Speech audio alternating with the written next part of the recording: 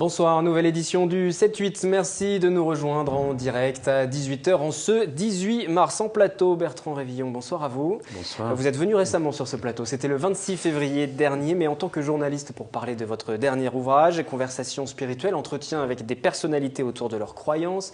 Vous êtes journaliste, mais aussi diacre du diocèse de Versailles sur la paroisse de Montigny-Voisin-le-Bretonneux. C'est à ce titre que nous vous recevons ce soir pour réagir à l'élection du nouveau pape, alors que demain doit se dérouler la messe inaugurale. Et puis également sur ce sujet, nous devrions aussi avoir en ligne tout à l'heure Christine Boutin, la présidente du Parti chrétien-démocrate, par ailleurs conseillère générale des Yvelines. À noter que je recevrai aussi ce soir des représentants de la FNACA des Yvelines, la Fédération nationale des anciens combattants en Algérie. Demain, pour la première fois, sera célébrée la journée nationale du souvenir et du recueillement à la mémoire des victimes civiles et militaires de la guerre dans ce pays, en Tunisie et au Maroc également. Voilà, pour débuter, je vous propose à présent les titres, les sujets que nous allons aborder également en images au cours de cette édition.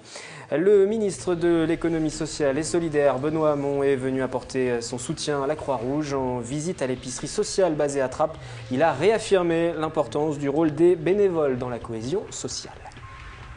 Une salle des festivités va être construite à Manille-les-Hameaux avant la fin de l'année. La première pierre a été posée ce samedi.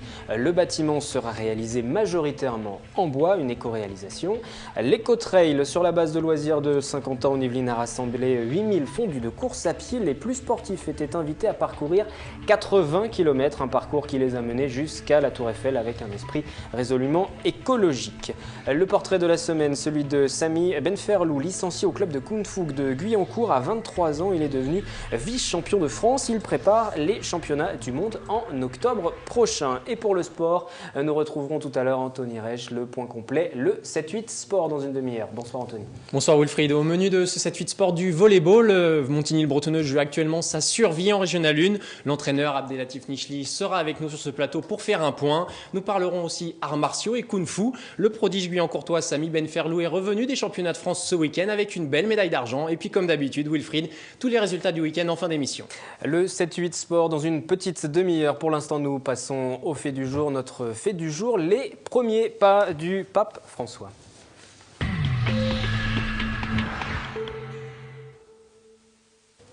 Demain, mardi 19 mars, le nouveau pape François tiendra sa messe inaugurale. De témoignages, de réactions dès ce soir avec en plateau Bertrand Révillon, donc journaliste, mais aussi diacre dans les Yvelines sur la paroisse de Montigny et Voisin. Et puis tout à l'heure par téléphone, la réaction également de Christine Boutin, la présidente du Parti chrétien-démocrate. Tout d'abord, Bertrand Révillon, qu'attendre de cette messe inaugurale qui doit se dérouler demain? C'est un moment essentiel qui va lancer un petit peu le pontificat.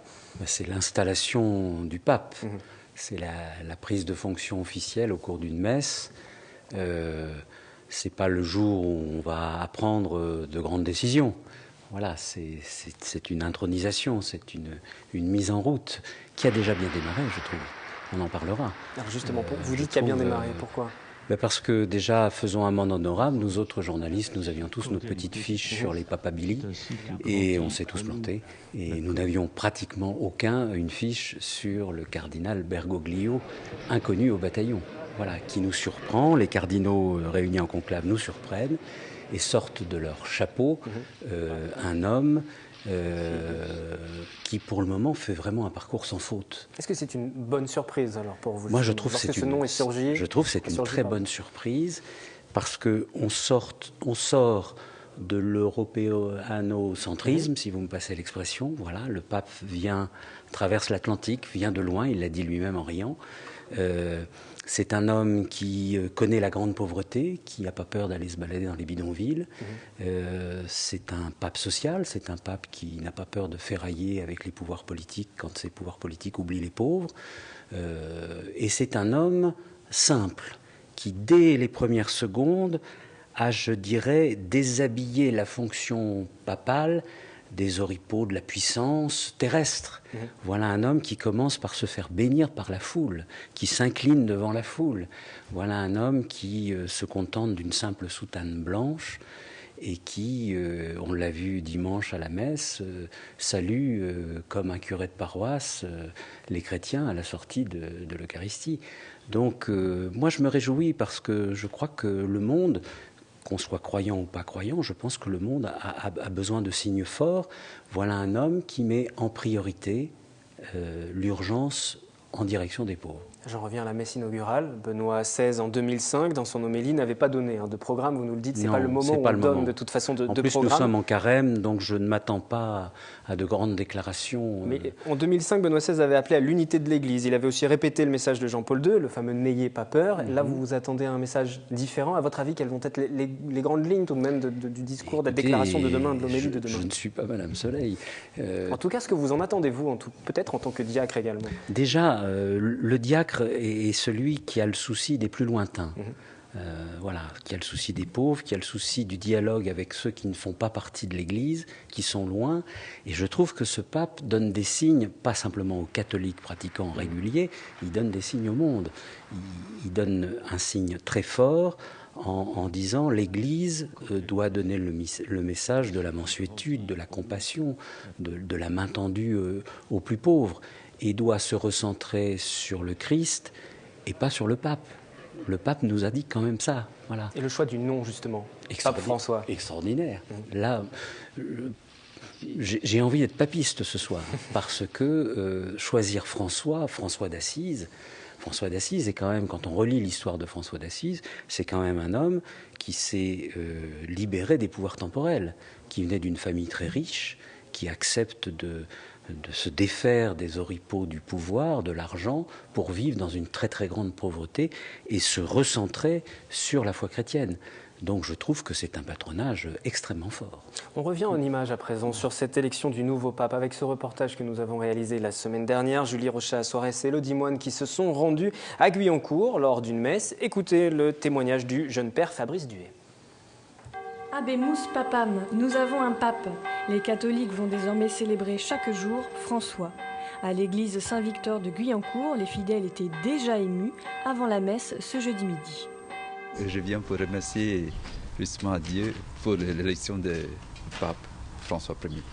Je suis très heureuse pour l'élection du nouveau pape parce que ça donne une joie à l'église d'avoir un pape d'un autre continent, mais qui est pour tout le monde. Quelque chose de nouveau. Vous êtes content? Oui, madame. Un moment fort partagé avec le jeune père Fabrice Duhay, qui vit son premier changement de souverain pontife. C'est une nouvelle figure pour laquelle on va prier au quotidien, qui va pouvoir aussi donner certaines directions à l'Église. Et chaque pape arrive avec ses idées, avec des projets pour l'Église. Donc ça va changer un certain nombre de choses, même s'il ne faut pas s'attendre à une révolution majeure dans les quelques semaines. Ce nouveau pape, le pape François, imprimera l'histoire de l'Église à sa manière. Un pape jésuite, donc les jésuites, vous savez, ce sont des prêtres religieux qui ont fait le vœu de pauvreté, et qui vivent de manière assez exigeante cette pauvreté. François, ça fait référence à Saint François d'Assise. Saint François d'Assise est le saint par excellence qui incarne la vertu de la pauvreté, qui incarne aussi l'amour de la nature, le dialogue interreligieux. Saint François avait été discuté avec les musulmans à l'époque où ce dialogue était plus que complexe. Donc ça dit déjà fortement quelque chose de la manière dont il sera pape. En chaque messe, le pape est nommé. On nomme le pape et l'évêque par leur prénom. Alors tout l'enjeu, c'est de ne pas se tromper, de ne pas mettre notre pape Benoît à ce moment-là. Le pape François, que tu as établi à sa tête par Jésus le Christ, notre Seigneur. Sa première fois s'est bien passée et restera un souvenir extraordinaire, tout comme la découverte du pape hier soir. Au moment où j'ai appris que la fumée était blanche, je recevais un couple en préparation au mariage. J'étais dans mon bureau au presbytère. Donc je leur ai dit, je crois qu'ils ont un peu halluciné, mais je leur ai dit, est-ce qu'on peut tout arrêter? Parce qu'il faut qu'on voit le nouveau pape. Puis je suis allé chercher une bouteille de champagne. Et donc avec ce couple, on a débouché la bouteille de champagne et accueilli le nouveau pape. Et une fois seulement qu'on savait qui c'était, j'ai fermé mon ordinateur et on a pu continuer la préparation au mariage. J'aimerais votre réaction à ce qu'on vient d'entendre, non pas la bouteille de champagne pour célébrer l'arrivée du pape. Pourtant, je ne suis pas contre le champagne, moi non plus. Pour célébrer l'arrivée du nouveau pape, mais peut-être sur le fait qu'il ne faut pas s'attendre à une révolution dans les semaines à venir, mais en tout cas, il y aura du changement. Une évolution lente. L'Église prend toujours son temps. Alors, par moments, c'est un peu agaçant, on aimerait bien qu'elle aille un peu plus vite. Elle avance doucement. Le pape ne peut pas changer l'Église en un jour, parce que l'Église est mondiale, parce qu'il y a toutes les sensibilités, la manière de vivre le christianisme en Europe et de la vivre en Asie ou en Amérique du Sud n'est pas la même, et donc il faut avancer lentement, ce qui n'empêche pas des gestes prophétiques. Et je crois que cet homme est capable de gestes prophétiques. Mais sur quel dossier très concret il faudrait avancer, il faudrait que l'Église avance ? On peut penser au préservatif, on peut penser au mariage homosexuel, à l'avortement. On sait que le pape qui vient d'arriver, le nouveau pape François, a des positions qui restent dans la lignée de l'Église, bien sûr, jusqu'à présent. Je pense qu'il faut qu'il avance, il nous a déjà donné ce signe, il faut qu'il avance vers une Église plus en lien avec les pauvretés. C'est fondamental. On a un déséquilibre nord-sud épouvantable. On a des pays riches qui continuent à se goinfrer pendant que la moitié, voire les 3/4 de la planète crèvent de faim.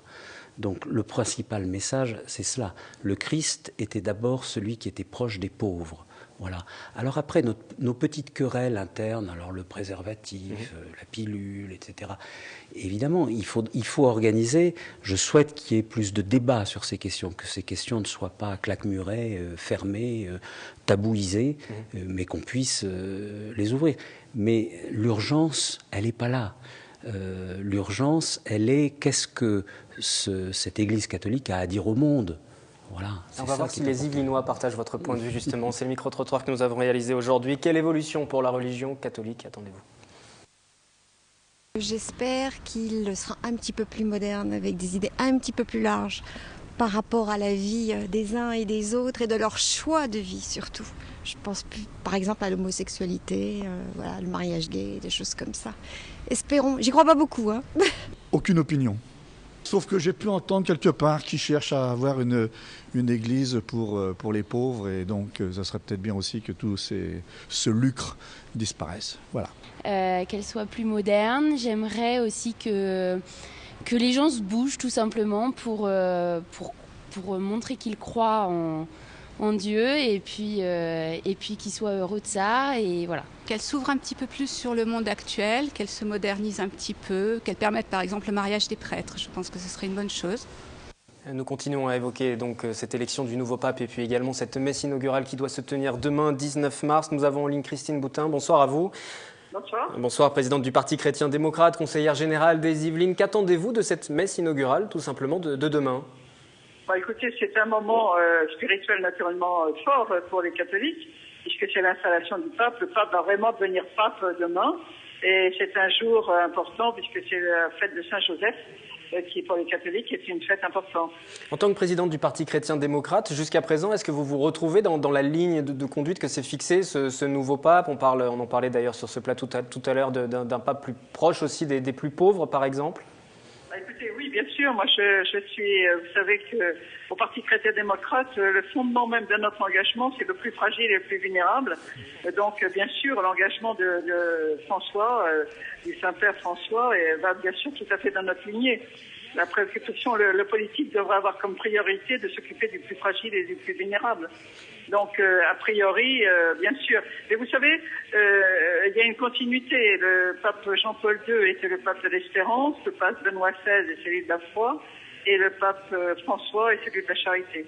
Et voilà. sur certains des dossiers de société véritablement, parce qu'on vous a entendu récemment, très souvent dans l'actualité, réagir, que ce soit par exemple sur la question du mariage pour tous. On sait que la position du pape est très tranchée encore sur cette question. C'est le quotidien Le Monde qui faisait un petit peu le point sur ces différentes positions, sur le mariage homosexuel, sur le préservatif, sur l'avortement, contre le mariage des prêtres également. Vous vous retrouvez dans cette ligne de conduite et vous êtes satisfaite de cette ligne qui sera sans doute réaffirmée encore ces prochains mois ?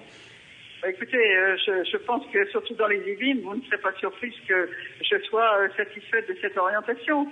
Depuis toujours, depuis mon engagement depuis 30 ans en vie politique, ça a été pour la défense du fragile, donc de la vie, en particulier de l'embryon. Donc, naturellement, je suis heureuse de voir mais je n'en suis pas surprise. Quel qu'aurait été le pape, ça aurait été la même chose.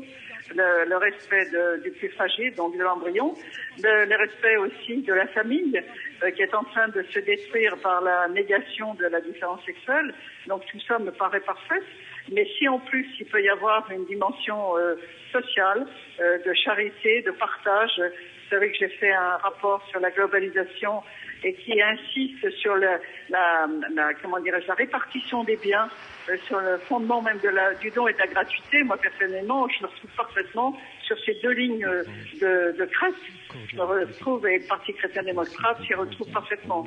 Une toute dernière question. Il y a eu cette polémique aussi dès la semaine dernière autour de l'attitude du pape par rapport à son passé, par rapport au dictateur Videla aussi en Argentine. Vous aviez d'ailleurs déclaré « tout homme est supérieur à son péché ». C'était sur le plateau de LCP la semaine dernière. Vous comprenez néanmoins que ça puisse interpeller aussi les personnes qui ne sont tout simplement aussi pas croyantes de voir ce passé ressurgir du pape.